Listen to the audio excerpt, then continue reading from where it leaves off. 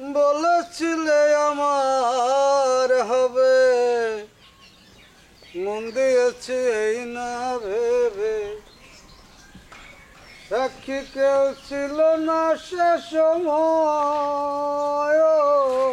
বন্ধুরে। আসসালামু আলাইকুম। আপনি কি যা? আমি কি জানি, চিনতে পারিনি। না আপনার তো ঠিক চিনতে পারলাম না। কি যা আপনি ভাই? বুঝছি, মাইকটা মনে একটু বেশি হয়েছে না? দেখেন তো চিনবার পারেন কিনা। হ্যাঁ মানে একটু সিনা সিনা লাগ দিছে, চোখ পরিষ্কার বুঝে উঠতে পারতেছি না। কনে দেখেছি? তুমি ভুলে গেছো, সেটাই স্বাভাবিক বুঝছো। হ্যাঁ ওই যে স্টেশনে একবার চুরি করতে যায় মহিলার ব্যাগ লয়ে যে দৌড় দিলেন, দেওয়ার পর পাবলিকের হাতে ধরা খেলেন, যে তুমি তো আমার বাঁচাইলি। ওরে শালা, তুমি সেই মাল, তার মানে তুই সে?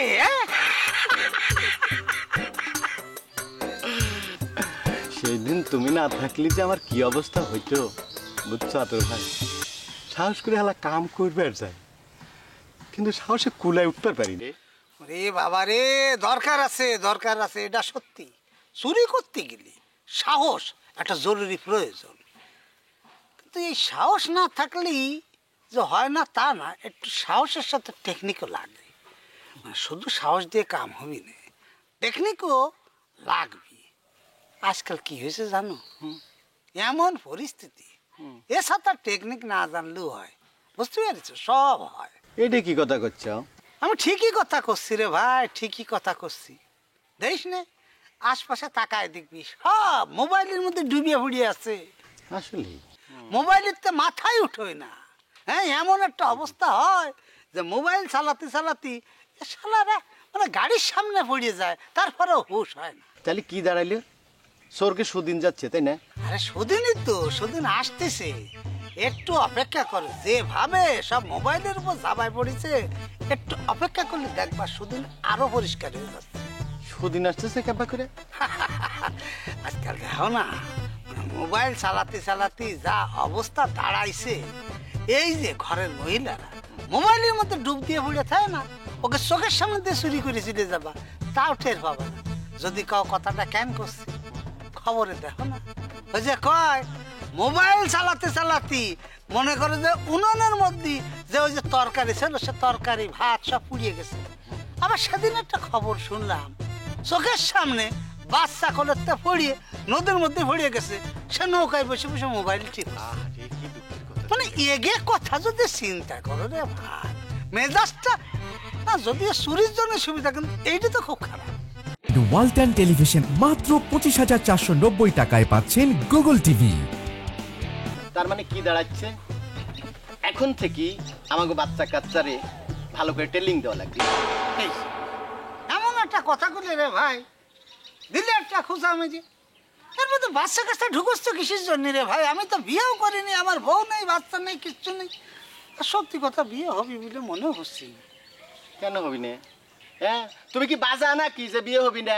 তুমি যদি রাজি থাকো তাহলে তোমার একদিনের মধ্যে আমি বেঁধে দেবো।